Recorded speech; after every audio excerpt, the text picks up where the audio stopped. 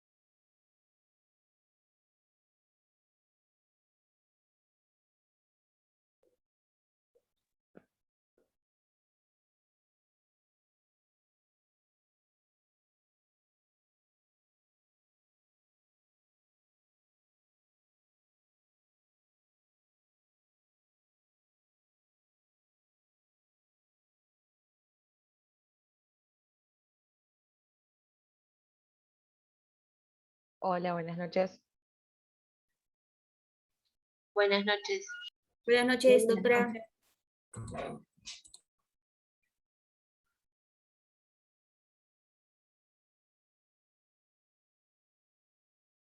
Bien. Bueno, si quieren pueden empezar a dejar la asistencia en el chat, así después la copio para el Word. Vamos a esperar unos minutitos que se terminen de conectar.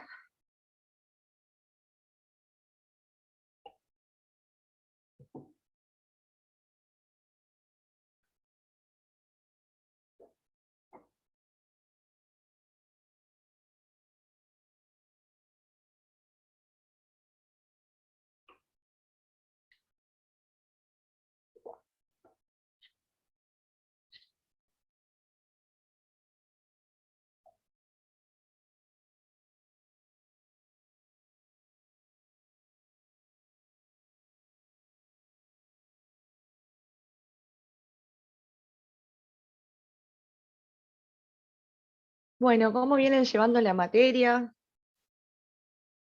¿La vienen llevando al día? Ahí estoy viendo las caras. Virginia hace la duda. Bueno.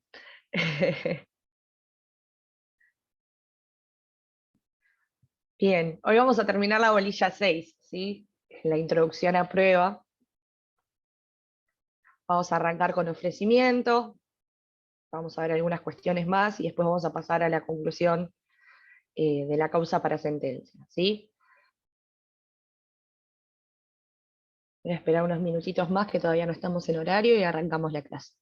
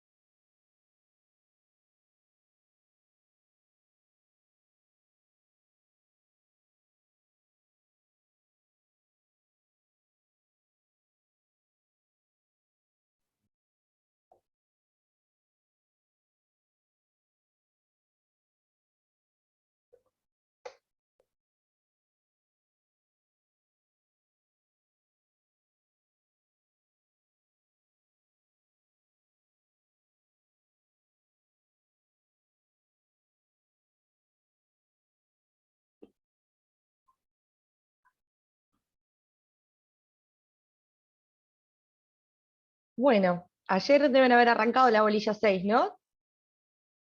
¿Sí? Perfecto. Entonces ya saben cuál es el objeto de la prueba, por ejemplo. ¿Alguno que pueda decir cuál es el objeto de la prueba?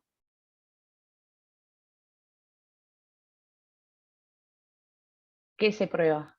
Los hechos conducentes y controvertidos. Bien, hechos conducentes y controvertidos, alegados por una parte, sí, y negados por la otra, significa controvertidos. Bien, bárbaro. En función de eso, sí, vamos a ver tres conceptos en la clase de hoy, que son los conceptos de pertinencia de la prueba, admisibilidad de la prueba y atendibilidad de la prueba. Bien, ¿a qué nos referimos cuando hablamos de pertinencia? ¿Sí? Hablamos de pertinencia cuando existe una congruencia entre el relato de las partes, ya sea en la demanda o en la contestación de demanda, y el objeto de la prueba. Es decir, esos hechos que las partes alegan, ya sea en la demanda o en la contestación, en la reconvención, en la contestación de la reconvención, esos hechos tienen que ser probados mediante ¿qué? Mediante un medio de prueba que sea idóneo para lograr la convicción del juez respecto de ese hecho. Nosotros no podemos probar, por ejemplo, ¿sí? Con un testigo que no vio un accidente, no vio nada porque estaba a 2 cuadras de distancia de donde pasaron los hechos, no vamos a poder probar ese hecho, por ejemplo. Llámese un choque, ¿sí? No va a ser idóneo ese medio probatorio. ¿Por qué? Porque el testigo no vio nada, no puede aportar nada, ¿sí? Entonces hablamos de prueba pertinente cuando existe esa congruencia, ¿sí? Entre los hechos y el medio probatorio. Después tenemos otro concepto que es la admisibilidad de la prueba, ¿sí? Que acá ya hablamos de que la prueba no tiene que ser dilatoria, no tiene que ser superflua, no tiene que ser improcedente, ¿sí? Todo lo que nos dice el artículo 362 del Código. Entonces, cuando hablamos de admisibilidad, hablamos del tiempo y la forma del ofrecimiento, ¿sí? Y también de la agregación en el expediente de esa prueba. Es decir, no va a ser admisible prueba documental, en líneas generales, no va a ser admisible prueba documental que sea agregada con posterioridad a la demanda o a la contestación. Salvo que, bueno, fuera un documento desconocido o de fecha posterior, bueno, tenemos las excepciones en el mismo código. Pero en líneas generales, ese era el momento para ofrecer la prueba documental y acompañarla con la demanda. Si no lo hicimos, ya va a ser inadmisible esa prueba.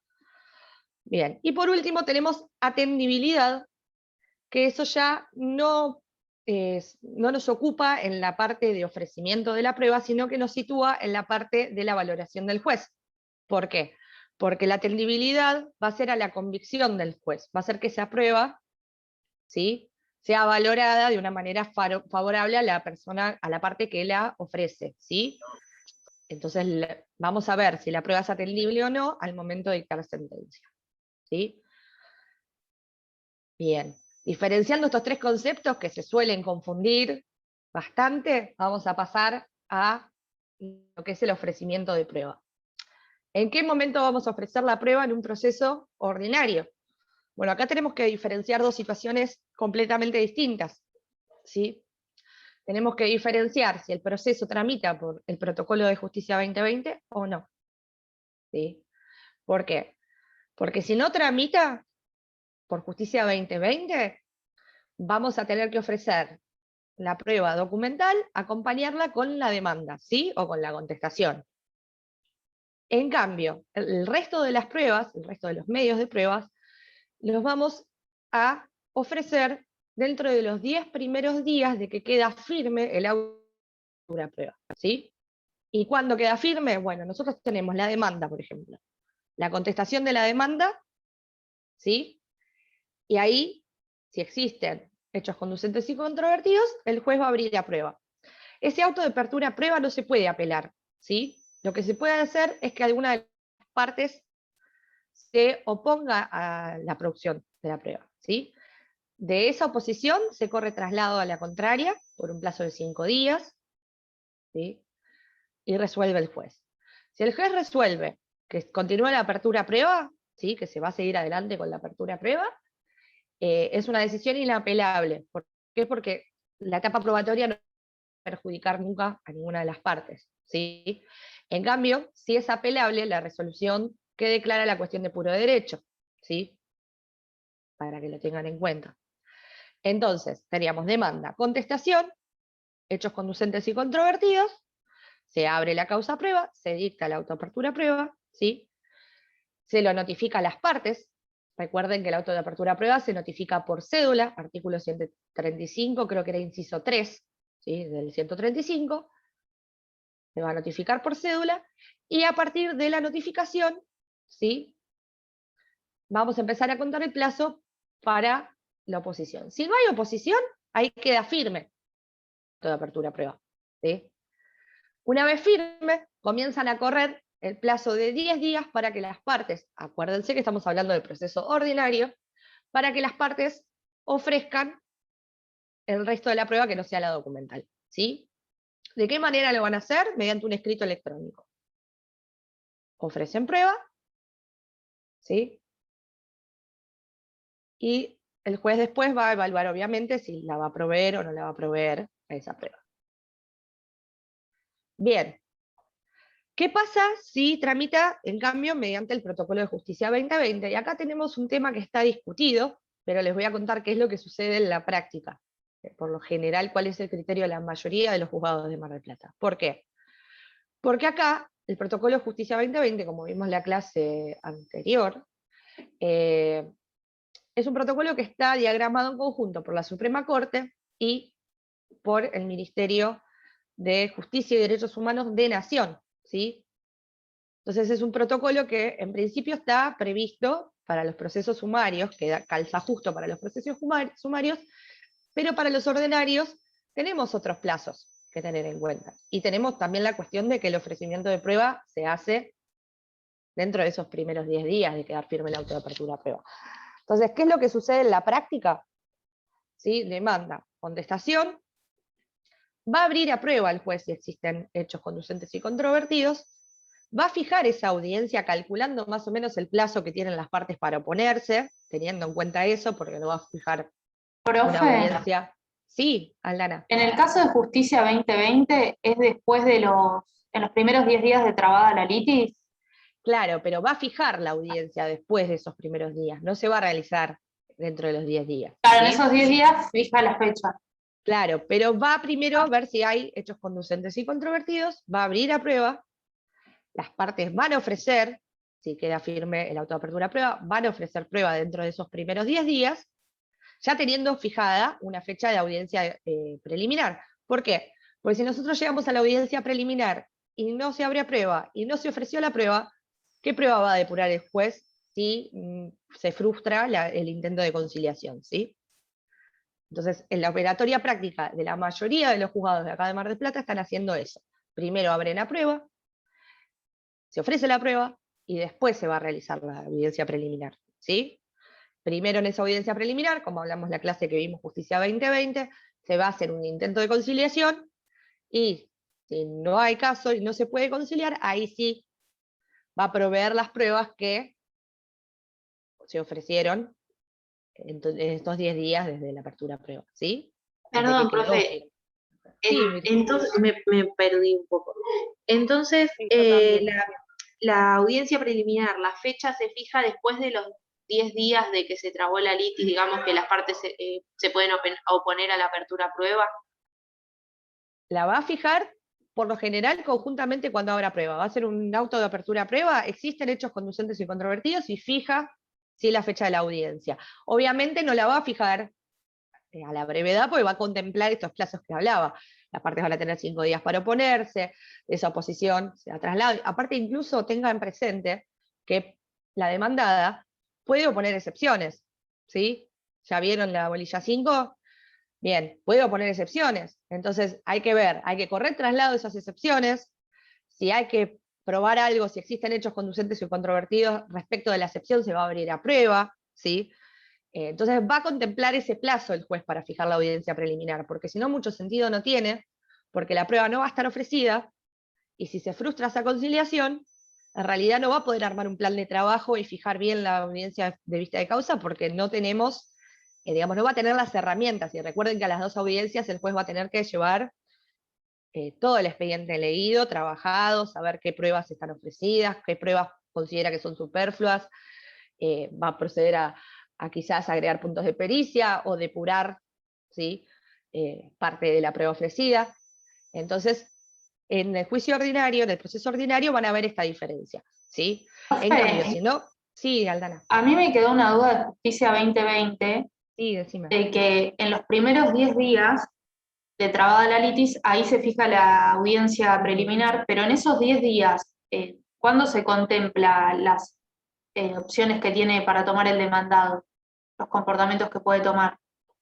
Claro, es que por lo general, te estaba comentando eso, esto El protocolo, si bien la mayoría de los juzgados lo adoptó, ¿sí?, no viene a modificar el Código Procesal Civil y Comercial. Nos seguimos guiando en lo que es el proceso ordinario de los plazos del Código, porque no es que deroga parte del mismo, o digamos, hasta que no se modifique, que ahora salió un anteproyecto, ¿sí?, de reforma del Código, hasta que no se reforme el Código, nos seguimos guiando por las reglas del Código, y hay cuestiones que no se pueden discutir, ¿sí? Este puntualmente es un tema discutido. El juez no va a fijar por lo general la audiencia en ese plazo. Si se trata de un sumario, ustedes piensen que el protocolo va a servir perfecto y encaja perfecto con lo que es proceso sumario, ¿sí? Pero con el ordinario tenemos estas falencias, que va a quedar arbitrio de cada juez, ¿sí? Pero en líneas generales sucede esto. Va a fijar la fecha, ¿sí? Pero contemplando todo eso, contemplando el plazo de las excepciones, contemplando el plazo después de la oposición a la apertura a prueba, ¿sí? Va a contemplar todos los supuestos, entonces quizás no la va a fijar de acá a un mes, la va a fijar de acá a 2 meses, de acá a 3 meses. Aparte tienen una agenda, los tribunales y los juzgados, de todas las audiencias que tienen y tienen que ver cuándo tienen libre y disponible. Lógicamente, lo que es Justicia 2020 tiene cierta prioridad, porque la idea es agilizar los plazos de la justicia, pero en la práctica volvemos a tener plazos que son un poquito impracticables, ¿sí? Lamentablemente. Bueno, siguiendo con el tema del ofrecimiento, entonces hicimos esa distinción en ordinario, ¿no? Si tramita o no por Justicia 2020. Proceso sumario, en cambio, nosotros con la demanda y con la contestación ya vamos a acompañar toda la documental y ofrecer la restante, ¿sí? La oportunidad procesal para ofrecer prueba va a ser con la demanda o con la contestación, con la reconvención o la contestación en su caso, si hubiera reconvención. Pero esa va a ser la oportunidad de ofrecerla. Entonces el esquema va a ser distinto. Demanda, contestación, autoapertura prueba, producción de prueba. Si es por Justicia 2020, demanda, contestación, audiencia preliminar, auto de apertura prueba, audiencia vista de causa, sentencia. ¿Sí? Más o menos así es el diagrama y el esquema, como para que lo tengan claro, pero ya la oportunidad de ofrecer la prueba va a ser otra. Lo mismo sucede con el sumario, que también hay que acompañar con los escritos constitutivos, hay que acompañar la documental y ofrecer toda la prueba restante. ¿Sí? Bien. Les voy a compartir pantalla de un PowerPoint, así lo van siguiendo. A ver ahí. ¿Se ve ahí?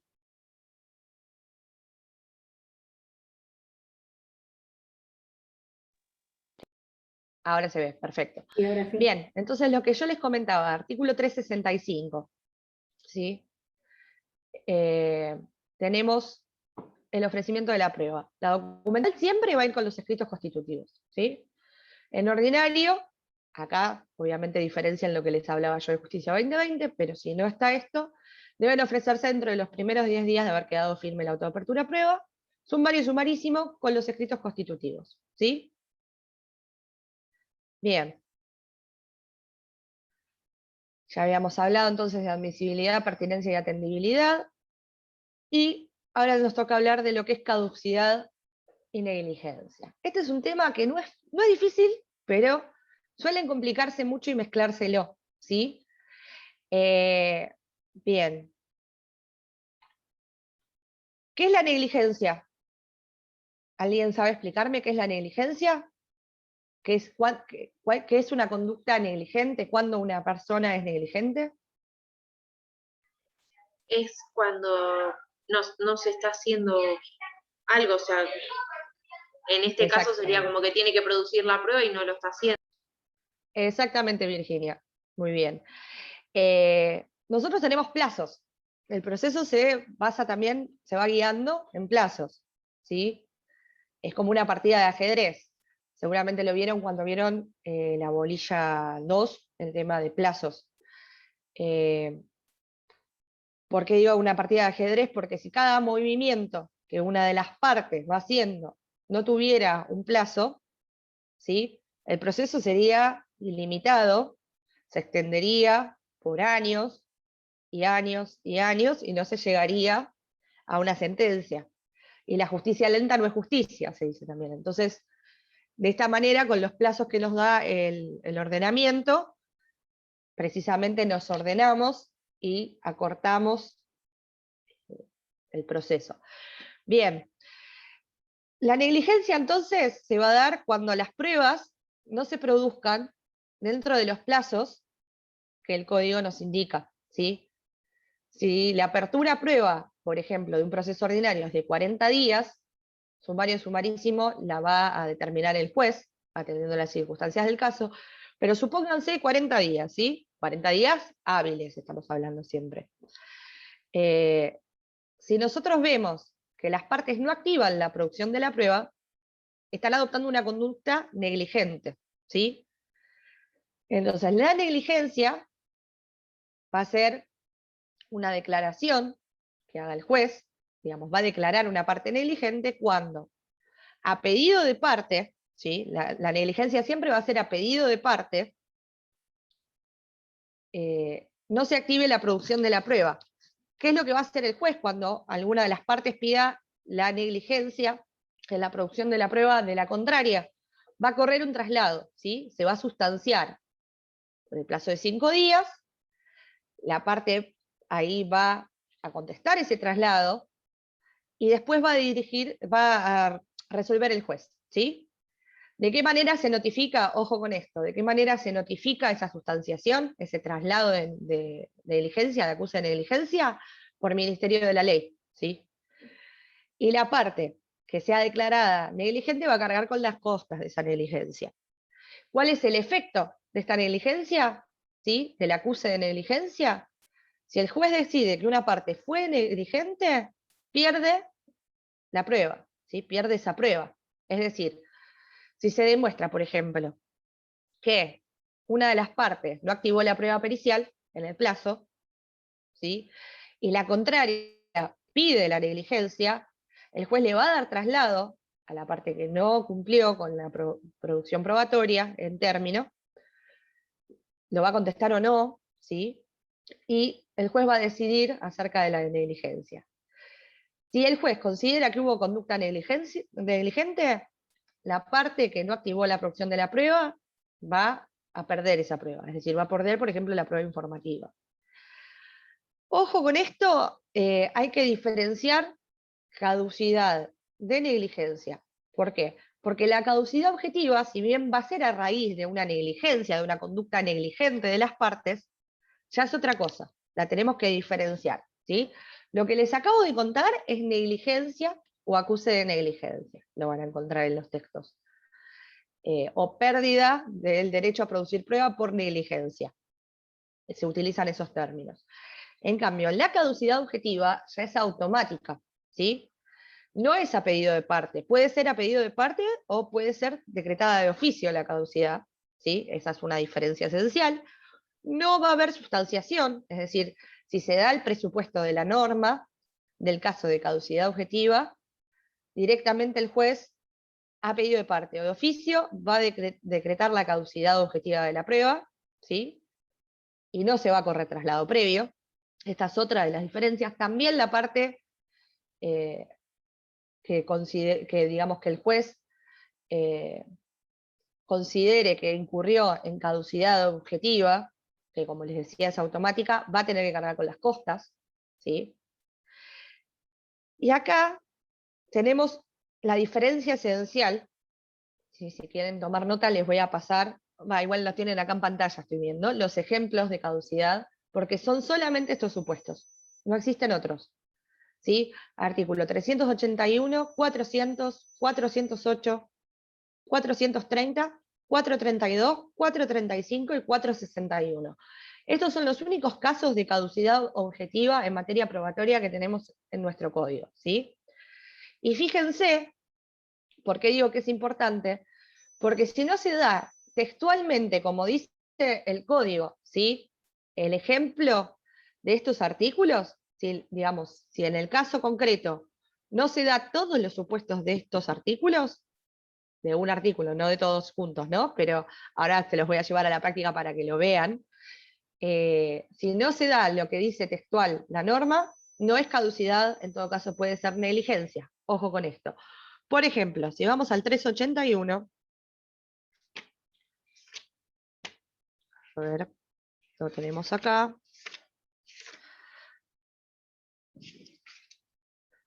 381 nos dice plazo para el libramiento de oficios y exhortos.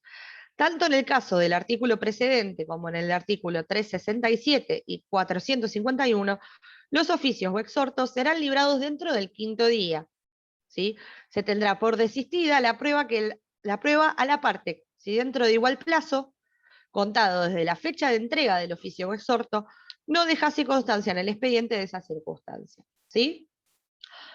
Es decir, se abre a prueba, ¿sí? Se provee la prueba, y se supone que dentro de estos 5 días tenemos que confeccionar los oficios y presentarlos a confronte, ¿sí? Otro de caducidad es el 400, también de prueba informativa, que acá les decía por eso que se tiene que dar el supuesto preciso, ¿sí? Nos dice el 400, si vencido el plazo fijado para contestar el informe, es decir, ya presentamos el oficio a confronte, ya nos lo libraron, es decir, lo tenemos nosotros con el QR, ya lo diligenciamos, tenemos una constancia de recepción del organismo público o del privado de recepción, ¿sí? Recibió el oficio y comienza a correr el plazo de 20 días, ¿sí? Si es público, 10 días si es privado. Entonces, si vencido ese plazo de 20 días, por ejemplo, si es público, para que la oficina, la entidad, el organismo conteste el informe, ¿sí? Si vencido el plazo no lo hubiera respondido, se tendrá por desistida esa prueba a la parte que la pidió sin sustanciación alguna, ojo con esto, si dentro del 5º día no solicitare al juez la reiteración de oficio. Es decir, nosotros diligenciamos el oficio, ¿sí? Nos ponen un sello o nos firman abajo y nos ponen la fecha de recepción. Comenzamos a contar el plazo, por ejemplo, si es un organismo público, 20 días. Pasados esos 20 días hábiles, no tenemos la respuesta de ese oficio en el expediente. ¿Qué tenemos que hacer como parte interesada, como parte que ofreció la prueba? Bueno, tenemos 5 días hábiles también, siempre recuerden eso, para pedir un oficio reiteratorio, se llama, ¿sí? Es decir, pedimos al juez que como se venció el plazo y no nos contestaron, nos ordene librar un nuevo oficio con carácter de reiteratorio, ¿sí? Entonces digamos, el juez nos va a decir que sí, por lo general. Entonces ese proveído lo transcribimos también al nuevo oficio, ponemos que es un oficio reiteratorio, lo mandamos a confronte o a control del juzgado, y una vez que se encuentra librado lo volvemos a diligenciar a la oficina que no contestó, ¿sí? Pero si nosotros no nos tomamos ese trabajo y no pedimos dentro de estos 5 días de vencido el plazo para contestar el oficio, que nos provean este oficio reiteratorio, caemos en lo que es la caducidad de la prueba, ¿sí? Se dan los supuestos. Entonces, si es caducidad, es automática. El juez puede decretar la caducidad de oficio o, a pedido de la contraria, nos pueden pedir la caducidad, ¿sí? Yo les voy a hacer una pregunta ahora, teniendo en cuenta lo que les dije de que tiene que ser la situación textual que nos dice el artículo, ¿no?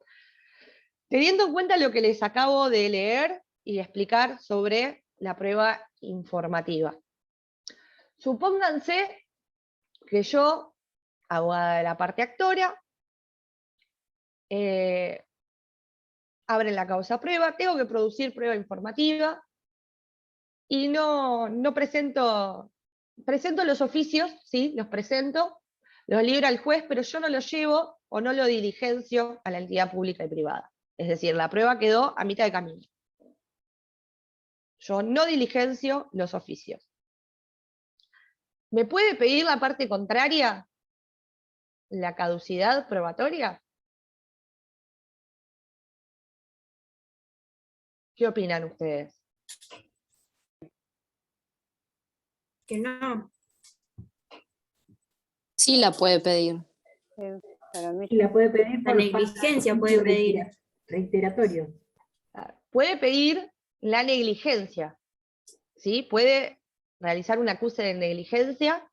¿Por qué? Porque no activé la producción. pero de ninguna manera va a poder pedir la caducidad. ¿Por qué? Porque no se da el presupuesto en la norma. Para que se dé el 400, yo tengo que haber diligenciado ese oficio, ¿sí? La oficina no tiene que haber contestado, y yo no tengo que haber pedido el reiteratorio dentro de los 5 días de vencido el plazo. Pero si yo nunca diligencié ese oficio, ¿cuándo comienza a correr el plazo? Pues nunca lo diligencié, la entidad no está enterada que tiene que contestar el oficio. ¿Entienden? Entonces, como no se da textualmente lo que nos pide la norma, no es caducidad. En todo caso, será negligencia, ¿sí? Y nos van a tener que dar traslado de esa decisión. Ténganlo en cuenta porque van a ver sobre todo con lo que es prueba confesional, prueba testimonial, que son los artículos siguientes que están marcados ahí, que quizás no se dan todos los presupuestos y alguna parte pide la caducidad, y en realidad no es caducidad, es negligencia en todo caso, ¿sí? Bueno, otra cosa a tener en cuenta en materia de caducidad y de negligencia, en realidad de negligencia, no de caducidad, es que yo como parte contraria no puedo pedir la negligencia de la parte contraria si yo no activé mi producción de prueba. Es decir, si yo estoy adoptando una conducta negligente, no puedo pedir la negligencia de la contraria, ¿sí? Esto ténganlo en cuenta también. Bien, esto está en el 382, ¿sí? Entonces, volviendo al concepto de negligencia, para fijarlo un poquito, es la pérdida del derecho que tiene quien ofreció la prueba a producirla si ha ocasionado una demora injustificada en su producción, ya sea por acción o por omisión. Es decir, una demora injustificada, ¿sí?, en la producción. La negligencia siempre es a pedido de la contraria, y si la dilación es imputable a quien debe recibir la prueba, las partes pueden pedir que se practique hasta antes de los alegatos, pero deben haber informado previamente al tribunal, ¿sí? Bien. No procede la negligencia de la prueba si la prueba se produjo y se agregó al expediente después del vencimiento del plazo para contestar el pedido de negligencia. Es decir, puede pasar que nos acusen, ¿sí?, de negligentes, pero en el transcurso entre el que el juez nos corre traslado y nosotros contestamos ese traslado, se produjo la prueba, ¿sí? Es decir, supónganse que en un daños y perjuicios yo ofrecí prueba informativa de un taller mecánico y no activé la producción. Me acusan la negligencia. ¿Qué es lo que va a hacer uno? Uno sale corriendo, agarra el auto, va al taller y le dice, contestame este oficio ya. ¿Sí? Entonces, mientras nosotros contestamos el traslado, ya acompañamos en el expediente la contestación del oficio. ¿Sí? A eso se refiere esta parte, ¿no? Que si en el transcurso que nos dan traslado y nosotros contestamos, se produce ese medio probatorio, ya no nos van a declarar negligentes. Tampoco va a proceder la declaración de negligencia de las posiciones, testimonial o pericial, si su pedido fue formulado antes del plazo de la audiencia o producción del informe. Y el pedido tramita por vía incidental, se sustancia en Ministerio de Ley, que es lo que les comentaba yo, ¿sí? El traslado que nos van a dar, nos lo van a dar por Ministerio de Ley, por eso siempre tenemos que estar súper atentos, ¿sí?, a los expedientes. Hoy en día es muy sencillo porque ni siquiera tenemos que ir a tribunales, lo vemos por la mesa de entrada virtual, ¿sí? Así que no tenemos excusa para los martes y jueves no estar entrando a la mesa de entrada virtual a ver qué es lo que nos depara el expediente.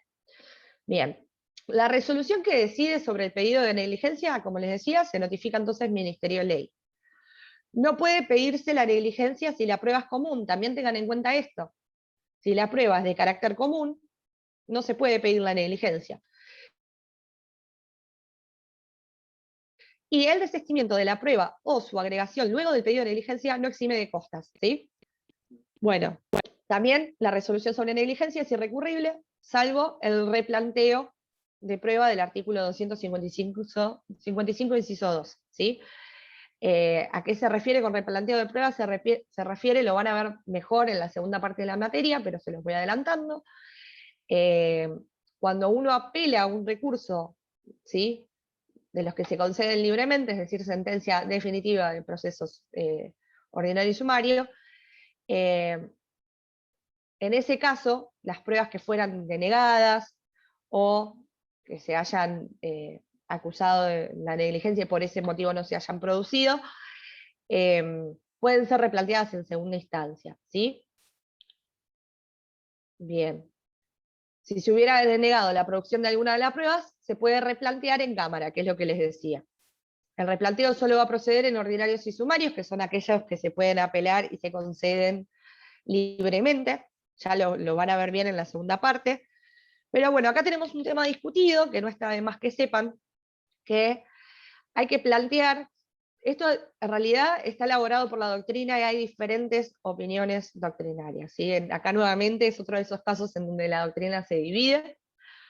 Hay autores que dicen que se tiene que plantear la cuestión en primera instancia, es decir, cuando a mí me acusan de negligente o me deniegan la producción de una de las pruebas, yo tengo que presentar un escrito diciendo, bueno, planteo desde ya que cuando se apele el expediente, cuando se apele la sentencia definitiva, ¿sí? Voy a pedir el replanteo en cámara. Es como si fuera una reserva. En realidad está mal dicho reserva porque no se pueden reservar los derechos, ¿sí? Pero lo tenés que plantear, dicen algunos autores, en primera instancia. Demostrando que la resolución está equivocada, que la prueba esa es necesaria, ¿sí? Para lograr la convicción del juez, y tiene que ser un escrito autónomo y distinto de la expresión de agravio, ¿sí? Tiene que hacerse en ese momento a modo de planteo o reserva, tomen el reserva entre comillas porque está mal aplicado, pero hay muchos autores que lo utilizan. Bien. Por último tenemos lo que es conclusión de la causa para sentencia, ¿sí? Acá nos referimos a la certificación probatoria y alegatos, autos para sentencia y medidas para mejor proveer, ¿sí? Bueno, entonces nosotros vamos a recapitular un poquito. Tenemos demanda, contestación, ¿sí? Hechos conducentes y controvertidos, se abre la causa prueba, ¿sí? Se produce esa prueba, y una vez finalizado el plazo por el cual se abrió a prueba, cualquiera de las partes puede pedirle al secretario del juzgado, en realidad se hace un pedido, se lo pide al juez mediante un escrito, pero el que va a certificar la prueba va a ser el secretario. Nosotros podemos pedir ya, una vez vencido el plazo, que el actuario o el secretario certifique que ese plazo por el cual se abrió a prueba ya venció, ¿sí? El juez lo que va a hacer es ordenarle al secretario, ¿sí? Que agarre el expediente, que vea todas las pruebas que se ofrecieron por todas las partes, y que vea si se produjeron o no, ¿sí? Entonces, va a certificar, va a corroborar, ¿sí? Que, en primer lugar, que el término se venció, el término por el cual se abrió a prueba se venció, ya pasaron esos 40 días hábiles, por ejemplo, ¿no? Va a indicar qué prueba ofrece cada parte, ¿sí? Cuáles se cumplieron, cuáles están pendientes de producción y cuáles ya están desistidas, ¿no? Porque las partes pueden desistir de la prueba. ¿Hasta cuándo pueden desistir de la prueba? Hasta antes de que la misma esté producida y agregada al expediente, porque después ya, por el principio de adquisición, ¿sí? El principio de adquisición probatoria, una vez que la prueba está producida y agregada en el expediente, no la podemos desistir. Es decir, si nosotros ofrecimos una prueba pericial, ¿sí? Pero el dictamen pericial nos dice que no tenemos razón, que no se dieron las cosas como nosotros planteábamos o no nos favorece, ¿sí? Nosotros no podemos desistir de esa prueba porque ya se produjo, ya está en el expediente. Ya se adquirió para ambas partes. Todo lo que ingresa en el expediente se adquiere para todos, ¿sí? En tanto no ingrese al expediente, nosotros podemos desistirla. Bien, les voy a mostrar, porque les traje, como para que entiendan de qué les hablo cuando digo certificación, les traje un modelo de un auto de certificación. Acá tenemos, ¿sí? La carátula, y por lo general arrancan así. Certifico que el término por el cual se abrió el presente juicio a prueba se encuentra vencido, las partes ofrecieron sus pruebas, las que consisten en. Entonces va a ser un detalle el secretario, ¿sí? Pruebas a producirse por la parte actora. Va a decir quiénes son los abogados de la parte actora, en qué fojas. Esto en realidad hoy en día les va a decir en qué escrito electrónico. Acá tenemos que diferenciar, recuerden que hay expedientes que son enteramente digitales, y expedientes que iniciaron años atrás y que son mixtos, están en papel, y de un plazo que es más o menos 2019 en adelante, ya lo tenemos la mayoría digitalizado, ¿sí? Entonces va a indicar a qué fojas, es decir, si es un expediente mixto, a qué fojas se ofreció esa prueba, o se produjo esa prueba, y si es un expediente digital, en qué escrito electrónico se ofreció la prueba, ¿sí?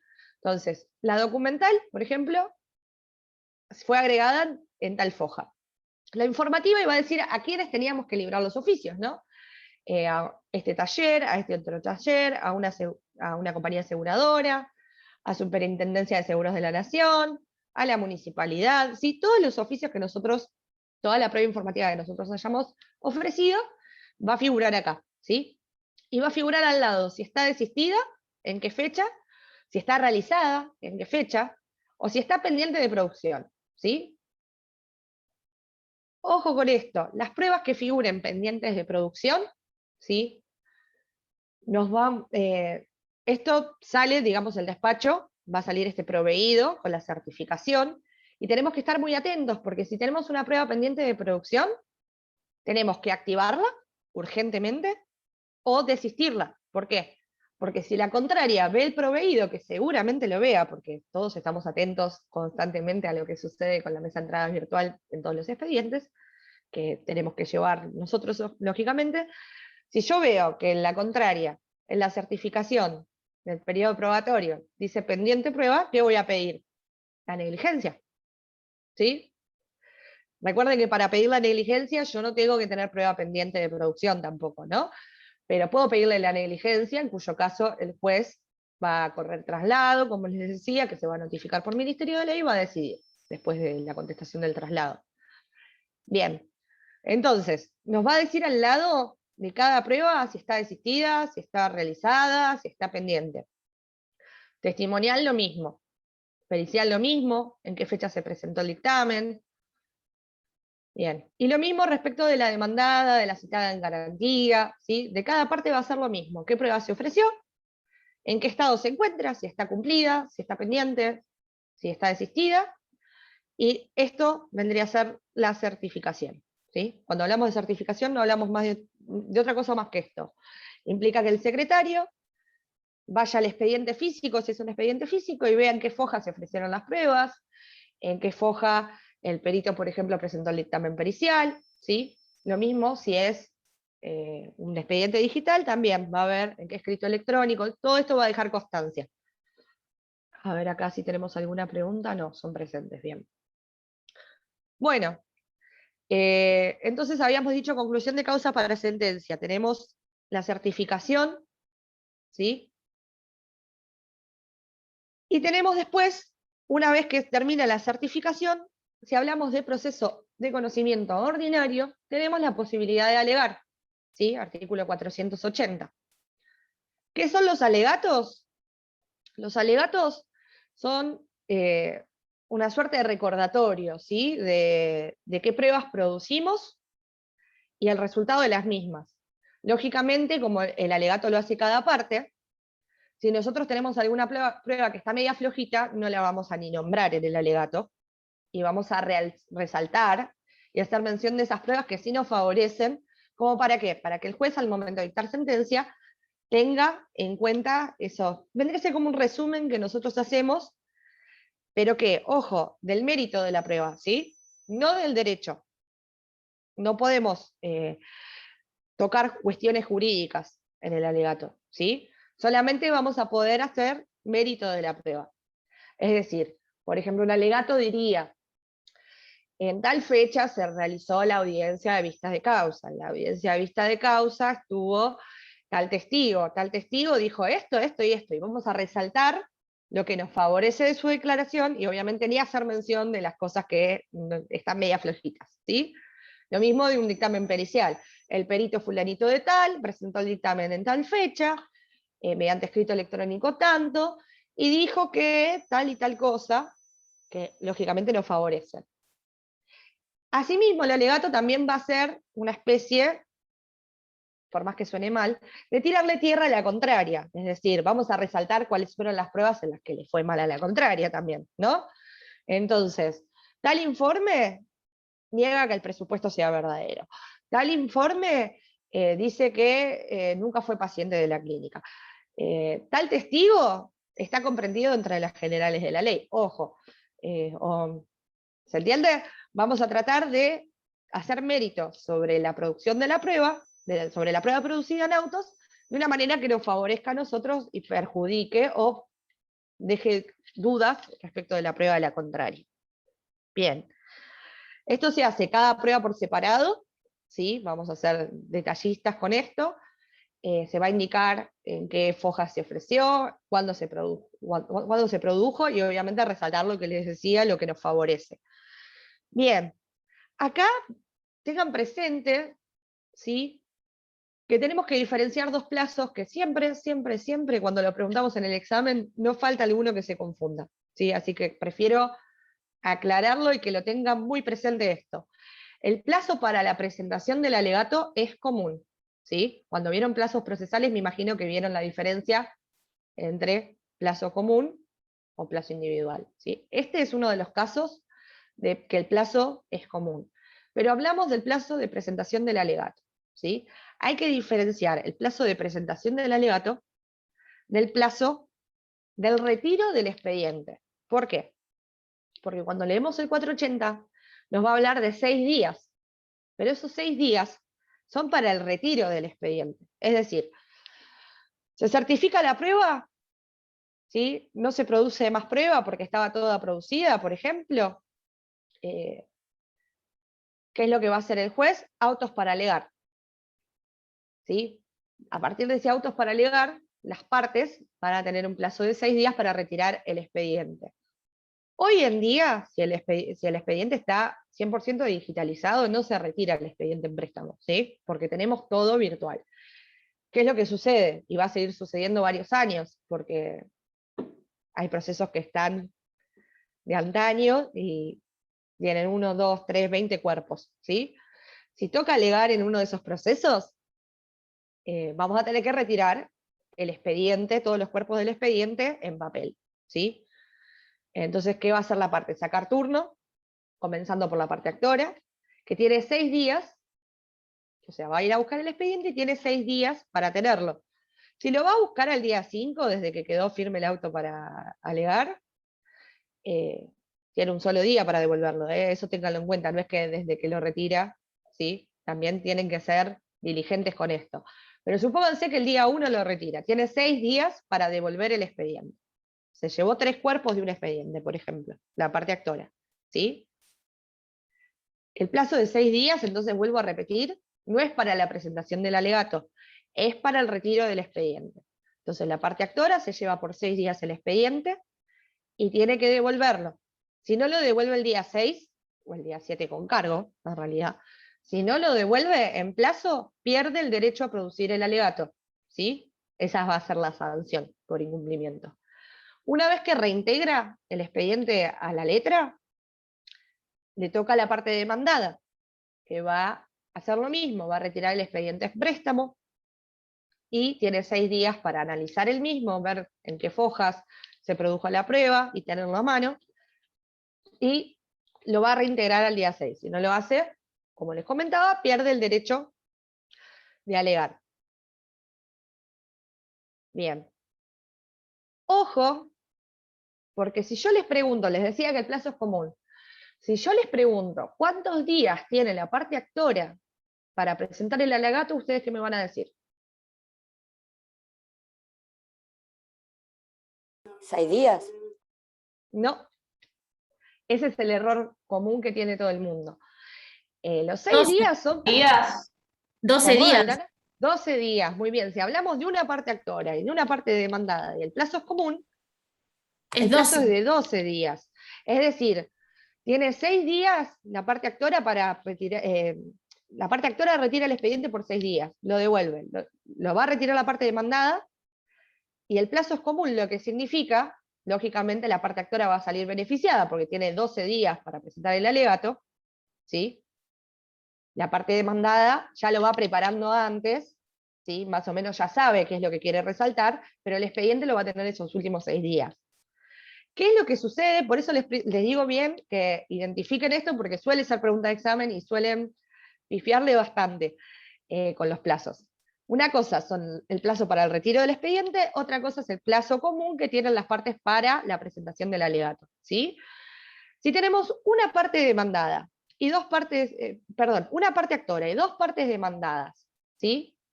¿Qué plazo va a ser el plazo para la presentación del alegato?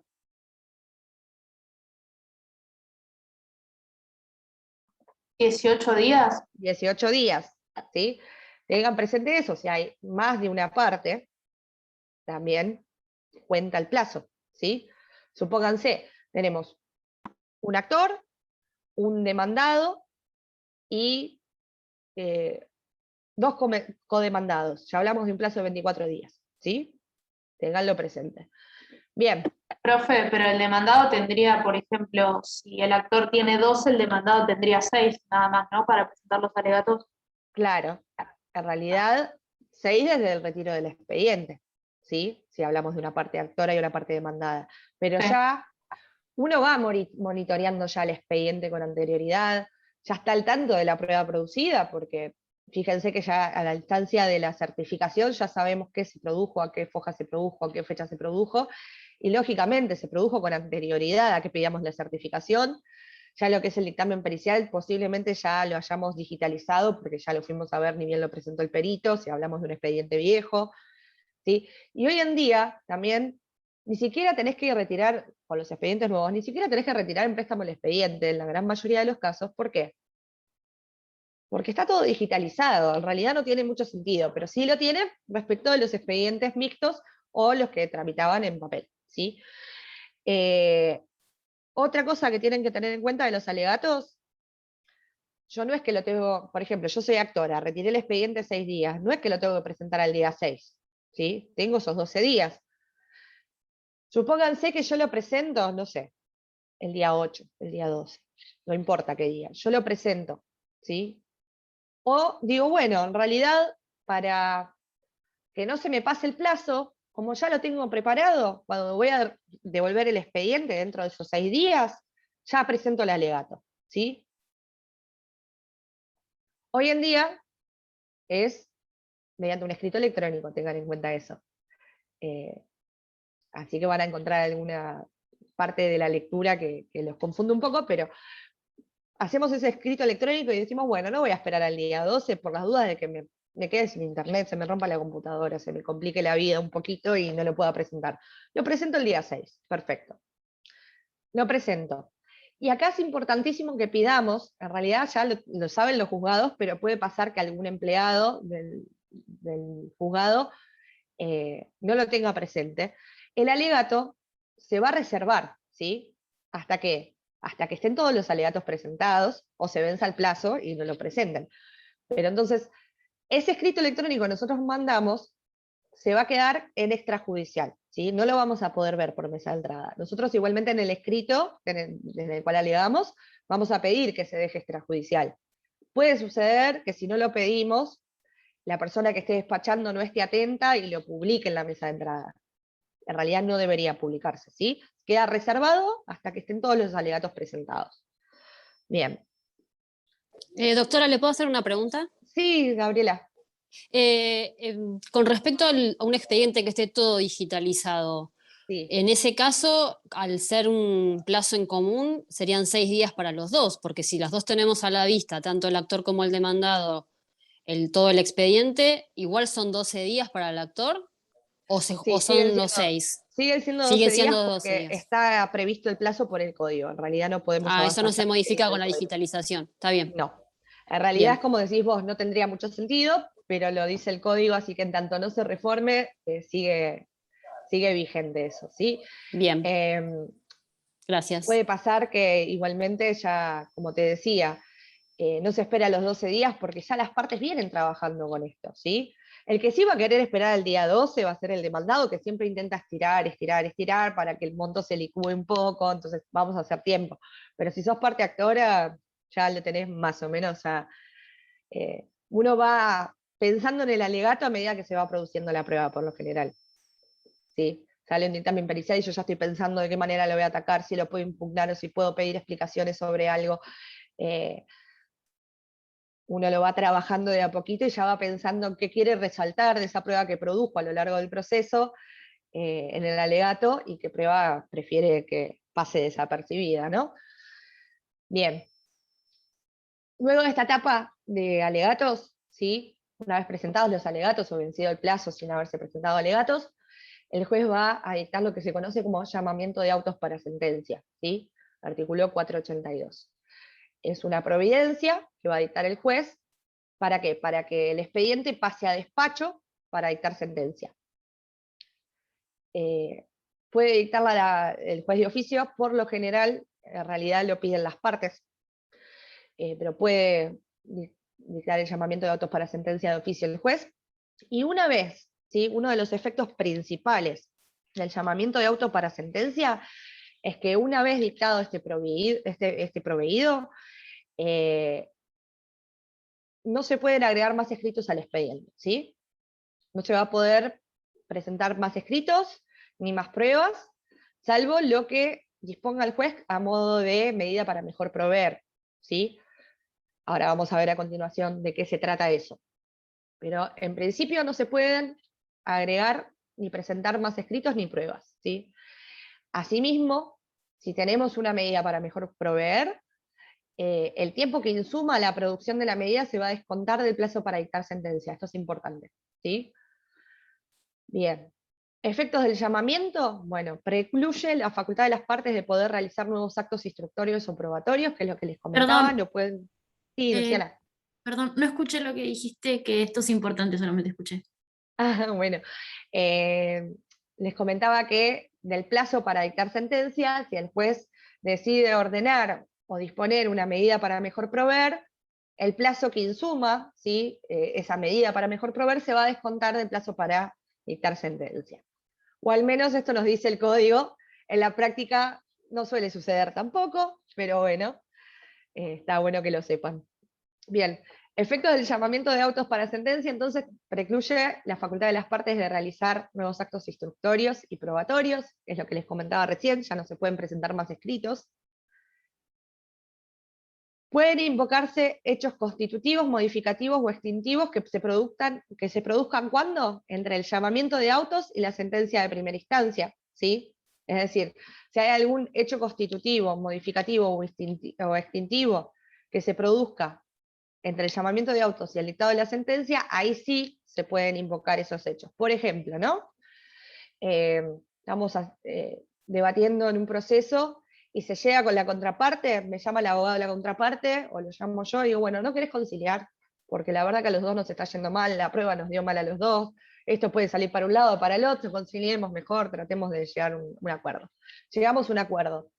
Y llegamos a un acuerdo entre el llamamiento de autos para sentencia y la sentencia. En este caso, como es un hecho extintivo, sería, vamos a presentar el acuerdo igual, ¿sí? A eso se refiere este artículo.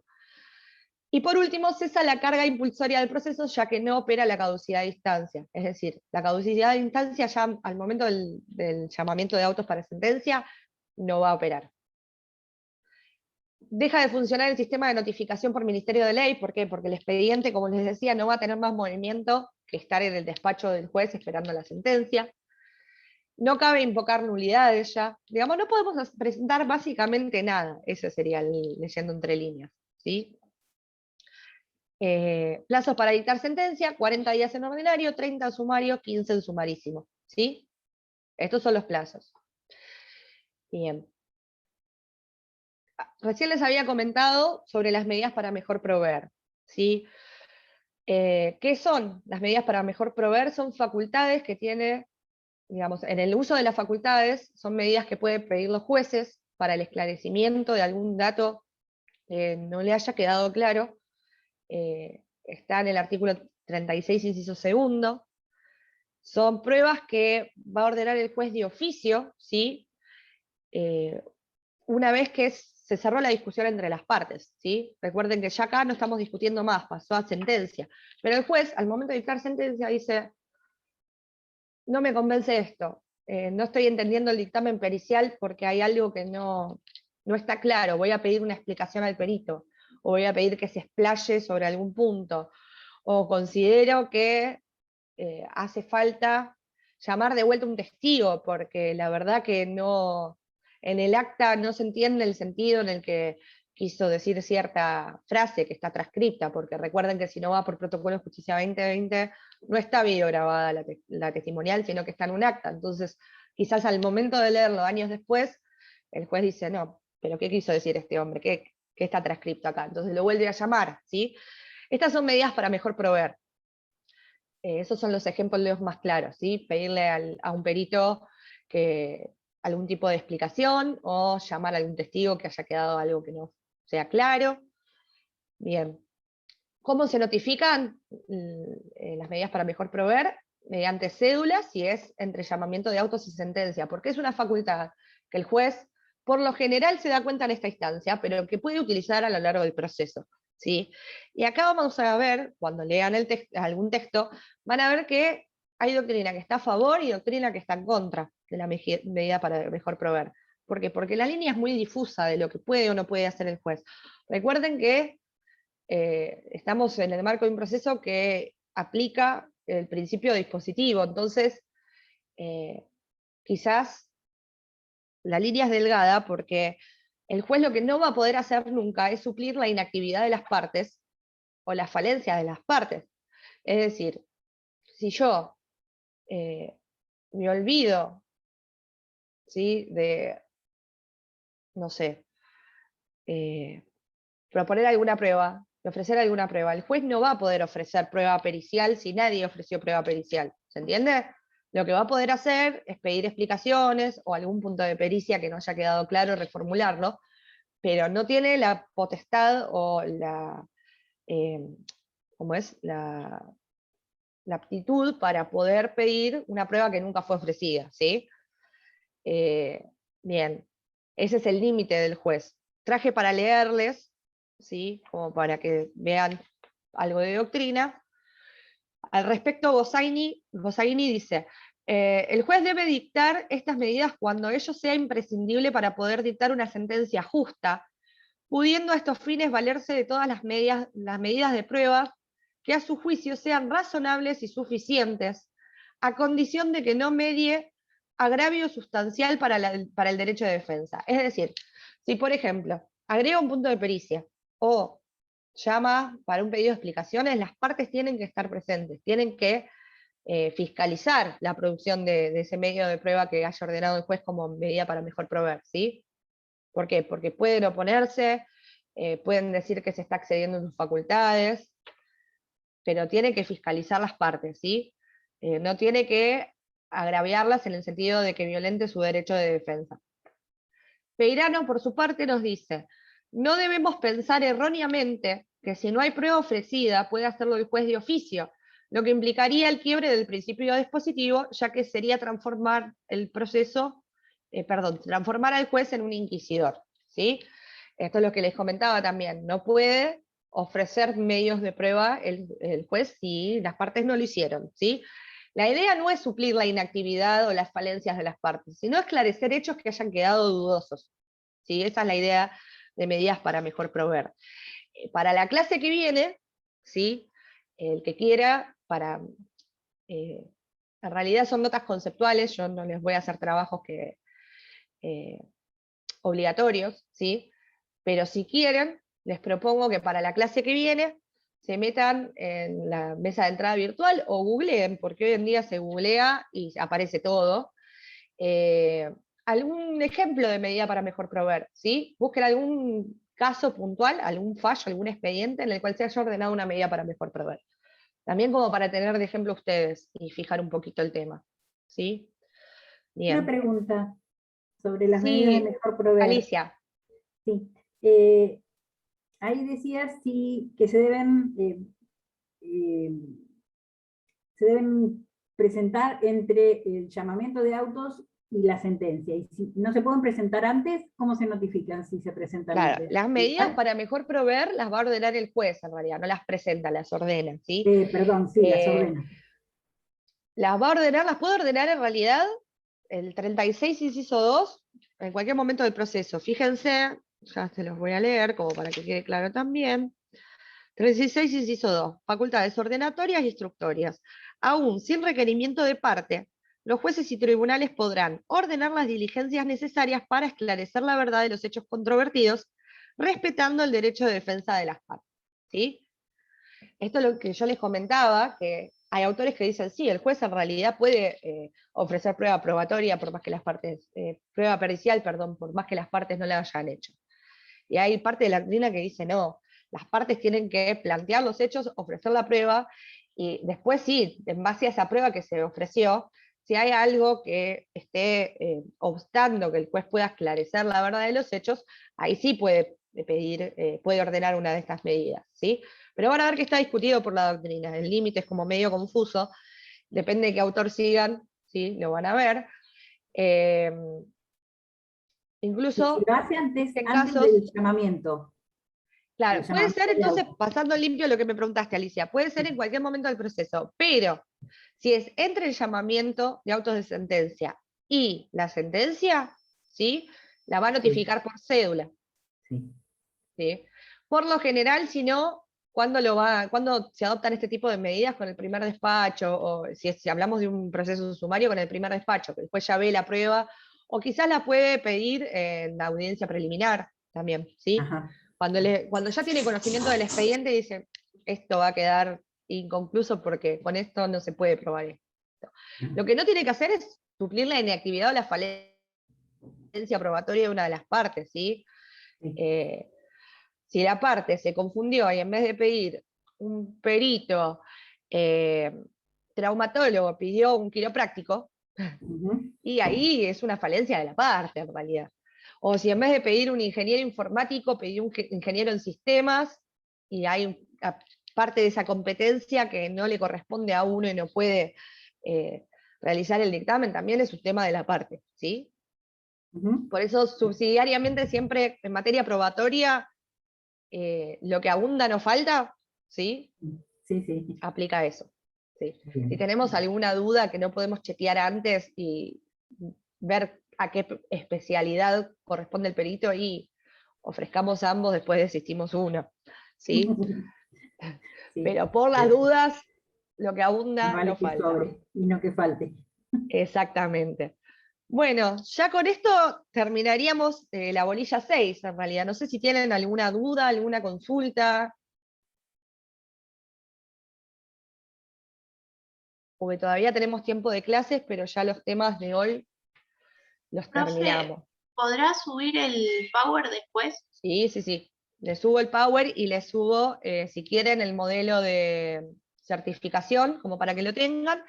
Y les traje para mostrar que al final no se lo subí las clases pasadas, la demanda. Si quieren, se la subo también ahora. ¿De qué manera se ofrece la prueba? Esta demanda que les había mostrado en la clase anterior, ¿sí? Es un proceso que tramita por las reglas del proceso sumario, ¿sí? Porque era un accidente de tránsito que tramita por sumario. Bien, en ese caso se ofrecía dentro de la demanda, ¿sí? Detallamos qué documental acompañamos y ofrecemos el resto de las pruebas, ¿sí? Informativa, solicito que se libren tales oficios, tenemos que poner a dónde se tiene que librar y a qué fin, ¿sí? Porque esto no puede variar. La pericial lo mismo, que se desalcule perito de X de especialidad, que te deberá expedirse, ¿sí? Acerca de los siguientes puntos de pericia, y tenemos que hacer acá los puntos de pericia, ¿sí? Recuerden que después no lo podemos ampliar esto, tenemos que presentar todos los puntos de pericia. Lo que sí vamos a poder hacer, si tramita por justicia 2020, es desistir de alguno que el juez considere quizás que no hace falta producir. Por lo general se suele poner esto, todo otro dato de interés para la litis. ¿Por qué? Porque si no pusimos algún punto de pericia que nos correspondía, quizás con este último punto el perito quiere recalcar algo que nos sirva, ¿sí? Pero no vamos a poder introducir nuevos puntos de pericia. Bien. Confesional, por ejemplo, si hubiera un reconocimiento judicial, también lo tenemos que ofrecer en esta oportunidad. Y el escrito, ¿sí? Si hablamos de un proceso de conocimiento ordinario, el escrito de ofrecimiento de prueba va a ser exactamente igual, sin la documental, que ya lo ofrecimos con la demanda, pero va a llevar el encabezado del abogado con los datos del expediente, ¿sí? El título va a ser ofrece prueba, y se pasa a ofrecer la prueba de esta manera también, pero bueno, la oportunidad procesal va a ser otra, ¿sí? Que hagan presente eso. Bien, ¿alguna otra duda, alguna consulta? Voy a dejar de compartir porque ya terminamos la Y yo presentación. vuelvo con las medidas de mejor proveer, perdón. Sí, pero no, me está quedó bien. una duda. Como se dictan en se dictan en el periodo de llamamientos de autos. Se pueden dictar en el se pueden periodo. dictar en el periodo, Sí, hasta la sentencia. ¿Se pueden apelar? no. Tengan presente que el 377, ¿sí? Nos dice que las resoluciones que hablen de denegación, producción y sustanciación probatoria son inapelables. Ojo con esto, ¿por qué? Porque hay una diferencia acá entre el Código de Provincia y de Nación, ¿sí? El Código de Nación dice irrecurribles. Ahí nos cambia la historia. El texto de provincia nos dice inapelables, lo que implicaría que si es inapelable, el único recurso que no puedo presentar es el de apelación, ¿sí? Entonces, si a mí me deniegan una prueba y considero que está erróneamente denegada, es muy probable que presente una revocatoria o una revocatoria in extremis, ¿sí? Pueden que nos digan que no, porque en materia probatoria por lo general te dicen que no, ¿sí? Pero bueno, si hay algún error grosero por parte del juzgado que no hizo lugar una prueba que sí debería haber hecho lugar, o que contó mal el plazo para declararnos negligentes, y nos declaran negligentes de una prueba cuando todavía el plazo no está vencido, por ejemplo, lo podemos hacer saber mediante un recurso de reposición o de revocatoria, ¿sí? Pero de ninguna manera se va a poder apelar. Y queda al arbitrio del juez si decide receptar ese recurso o no, porque no todos los jueces, digamos, muchos toman inapelabilidad en el sentido que lo usa irrecurribilidad el Código de Nación, ¿sí? Entonces también es un tema de interpretación. Pero en principio, si hablamos de denegación, producción y sustanciación de la prueba, son inapelables, ¿sí? Perfecto, gracias. Lo único que sí se puede apelar, que ya se los comenté al principio, es la declaración de puro derecho, porque sí puede generarnos un perjuicio la no producción de prueba, pero a la inversa no. Ustedes fíjense que no podemos apelar el auto de apertura a prueba, podemos oponernos en todo caso, ¿sí? Pero no apelar. Pero no. Gracias. Bueno, tengan en cuenta también, y pueden buscar si quieren en Mesa de Entrada o en Google, que también se han pedido medidas para mejor proveer, se han ordenado medidas para mejor proveer en cámara, ¿sí? Los jueces de cámara también tienen esa facultad, de que el expediente llegue a cámara y que haya quedado algo incluso, y pedir una medida para mejor proveer. ¿Mm? Bien, la clase que viene, ya te digo, Micaela, a ver.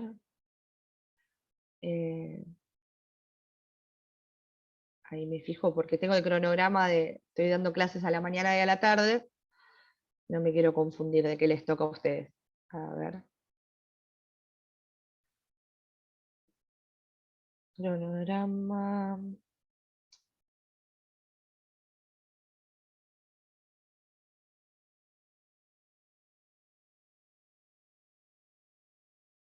Acá. A ver. La clase que viene vamos a ver los puntos 1 y 2 de la bolilla 9, ¿sí? Puntos 1 y 2 de bolilla 9. Gracias, También, profe. no, de nada, también tengo un precio de eso, así que seguramente después de la próxima clase le suba el precio, como para que lo sigan de ahí. Bueno, ¿alguna otra duda? ¿Alguna otra consulta? Una Si no, ya por pregunta. hoy los libero. ¿Te hago una pregunta? Sí, Valeria. Me quedé pensando en esto de los alegatos y el plazo de 6 días para el retiro Sí, físico del expediente. sí, En el caso de que fuera una demanda múltiple con el mismo patrocinio letrado, sí. ¿el abogado tiene que retirar 6 días por cada parte? ¿O 6 No, mira, días? ahí te lo dice el 480. Vamos a ir al 480. Se los leo para que quede. Está muy buena la pregunta, Valeria. Mira. Si se hubiese producido prueba, el juez sin necesidad de gestión alguna de los interesados o sin sustanciarla, si se hiciere, ordenará en una sola providencia que se agregue al expediente con el certificado del secretario sobre las que se hayan producido. ¿Sí? Esta es la parte de la certificación. Cumplidos estos trámites, el secretario entregará el expediente a los letrados por su orden y por el plazo de 6 días a cada uno, sin necesidad de petición escrita y bajo su responsabilidad, para que presenten, si lo creyeren conveniente, el escrito alegando sobre el mérito de la prueba. Se considerará como una sola parte a quienes actúen bajo representación común. ¿Sí? O sea que el plazo es, si hablamos de, por ejemplo, justo el ejemplo que se me ocurre en este momento no aplicaría porque sumario no hay alegatos, pero es el ejemplo que ponen todos los docentes. como para que lo entiendan. ¿Cómo? Es el ejemplo que ponen los docentes del choque múltiple. Exactamente, pero bueno, justo un choque múltiple también por sumario y no hay alegatos. Pero suponete que sí hubiera, cosa que no, por lo Son 6 general días. la compañía de seguro representa también al asegurado, con el mismo patrocinio, ¿sí? Igual olvídense de ese ejemplo porque no aplica en este caso, porque Claro. no es ordinario, ¿sí? Pero sí puede suceder, no sé, un juicio de escrituración contra 2 personas que son cónyuges. Entonces van a contratar un solo abogado, ¿sí? Ahí tienen un ejemplo, por ejemplo. Pero si usan el mismo patrocinio, el plazo es de los 2. Es decir, para el retiro son 6 días de los 2 que tendría que ser por abogado o por patrocinio y Claro. no tanto por persona, ¿sí? Bueno, sigo leyendo el artículo. Entonces, se considerará como una sola parte a quienes actúen bajo representación común. Transcurrido el plazo sin que el expediente haya sido devuelto, la parte que lo retuviere perderá el derecho de alegar sin que se requiera intimación. Y por último, esta es la parte que tienen que recordar, que el plazo para presentar el alegato es común, ¿sí? Entendiéndose que se va contando en relación a la cantidad de partes. Bueno. Gracias. De nada. ¿Alguna otra consulta? Bueno, cualquier duda me pueden mandar al mail, ¿sí? Yo ahora les subo ya en estos próximos 5 minutitos el material al Classroom. Y bueno, nos vemos el jueves que viene. Gracias, profe, hasta el jueves. Perfecto, gracias. Gracias. Hasta luego. Chao, gracias. Hasta luego.